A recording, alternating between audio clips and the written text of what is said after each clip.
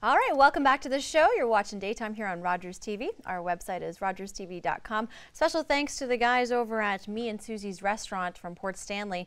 They're still in the middle of finishing up our dishes, but boy, my goodness, to have a two mushroom salad, it's different. Awesome. It's really unique. Still can't get over the size of those scallops either. Huge, enormous. huge. Looking forward to seeing the finished product. Yeah, we'll get a look at it when it's all done. From the kitchen to how to just keep it all together. Got Kari here from Empower Conditioning to help keep us all. It's all about balance, right? It is, and it smells really good in here. And, you know, scallops are all part of a balanced diet too and all that good stuff. So right now what we want to touch on is the time of year. We're looking at around, it's the 11th today of January. So anyone who's made a resolution is kind of hitting a crux right now. It could be a really tough time. This is the resolution wall. Yes, exactly. So if we look at resolutions, our top 5 are typically weight loss, exercise more, eat better, and drink less alcohol and quit smoking. Those are usually the top 5. Then when we get into other ones, they're improve your finances, get a better job, increase your education, volunteer more, things like that. But the top 5 are always those health-related ones. So when people dive into that, if you look at one research study from the University of Bristol, 2007, 88% of people fail on their resolutions, unfortunately. Yeah. But, so there's a few things we want to look at there. It's the behavior change. That's the hardest thing. So there's one thing they found, though, with men specifically had a 22% more likelihood of succeeding if they made measurable goals. If they had something that was measurable, numeric, quantifiable, that they could measure, then that made them more successful. For women, much different. Women were 10% more successful if they told people, if they shared with other people, they had public support, or if they had a friend support as well. So very different for men and women, and that's behavior that's different. But the biggest thing is behavior change. So I've used a quote in presentations before that says, habit is habit, not to be flung out the window, but to be coaxed down the stairs one step at a time. So once you have that neurological habit, that pattern, that thing you do all the time, if you suddenly say, I'm going to eat better, well, that encompasses so much that you're setting yourself up for failure. It is so hard to just suddenly change. That encompasses probably 50 or 100 different habits in one statement. I'm going to eat better. So it has to be broken down to something really simple, really small. And do you also need to understand what failure is? Because I think a lot of people, you know, they think, oh, I fell off the wagon and I ate something I shouldn't have, or I smoked, or I forgot to go to the gym for a week, and now I'm done. Right. Right. And that's a mistake. Right, exactly. Because if the goal itself was a little more refined, small, simple, and measurable, then there wouldn't be necessarily that failure. So for instance, if I said, I'm going to cut down my smoking, I don't smoke, by the way, I'm going to cut down my smoking from a pack a day to X amount or whatever, then it becomes a little more doable day by day, because then you've got a number you're trying to commit to every day, and it's that one thing that's being committed to. Instead of, for instance, if we have a client who's trying to make big lifestyle changes, what we will typically start with is one habit. You're not going to start drinking water, eating better, exercising more, taking vitamins, all this stuff all at once. It's a recipe for disaster. Exactly. Yeah. So it's going to be one thing, and it might be as simple as, if I say to you, can you commit to drinking this much water in a day? And you say, oh, that's easy. How easy? Is it an 8 out of 10 easy? Yeah, it's an 8 out of 10 easy. I can do that. Then that's the kind of thing that, oh, you're starting with that. You commit to that for 2 weeks, 3 weeks, a month.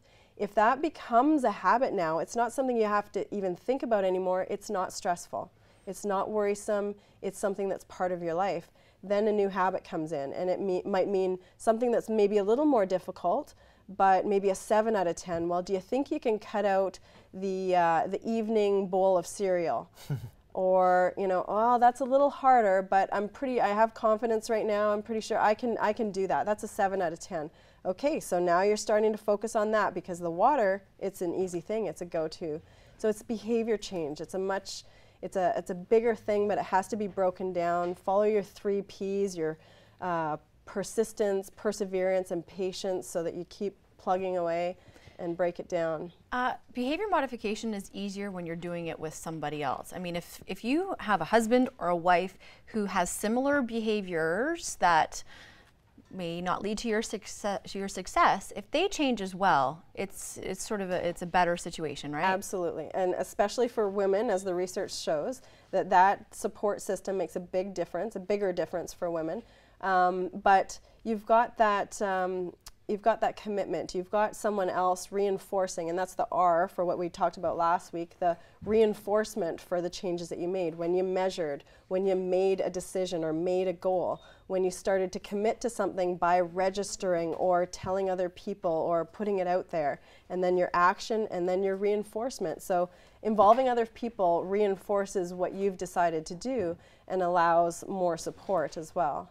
Cool. So. And you know, you mentioned for the guys it's important to have those goals, but I mean it's for both sexes really, yeah. right? And usually the guys, and just working with a lot of clients, usually the guys like the numbers to see if you can graph it out even better. They like that too. So, you know, if you've got a chart and you've got the numbers, and they really like to see that. But at the same time, it's just like anyone else. If they see the numbers go the wrong way, then it's hard to deal with. And that's really January 11th, that's what we're looking at, is when people are going, oh, I started off with a big bang for the first 5 days, the second 5 days, it's harder. So if they might have to reanalyze and go, okay, I have to simplify, pick 1 or 2 things and that's it, and just focus on that until it becomes habit, and only then expand it to 1 or 2 more things.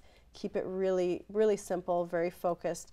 It's a brain pattern, neurological thing that just doesn't go like that. So I think it's probably important to mention, if you haven't started your New Year's resolution, it's never too late to start, right? I mean, just because January 1st is come and gone. What are you looking at me like, for? yeah.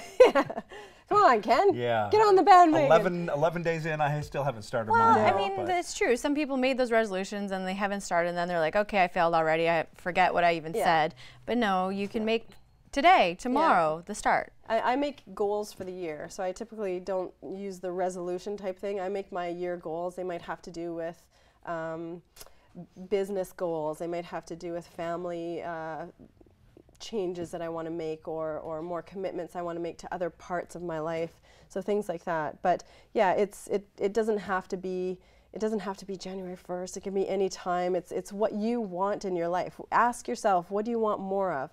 Is this the best I can be? What's going to make my life better? My health, my enrichment for myself and my family. So instead of New Year's resolution, just make it daily resolutions. Yeah, it's your life. It's what do you want for your life? So it's the only one you've got. So at the end of the day, changing your behaviors and your habits is not easy for everybody. So that's essentially where you come along and you give that coaching, right? I'm the paid reinforcement. Really. You are the R. Really. The enforcer. Yeah, it's essentially I come in and say, okay, what happened? This is, if we're doing the measurements and the measurements are, staying the same, or they're not improving the way the person wants, then that's where I'm coming in and going, okay, what's happening? And this is what we need to do. And okay, away we go. And keeping the encouragement and keeping the motivation going. So. Kari from Empower Conditioning and Reinforcement. That's right, the reinforcer. EmpowerConditioning.com. Thanks for coming in. Appreciate it. No problem. Thanks, Kari. Okay, I believe that dish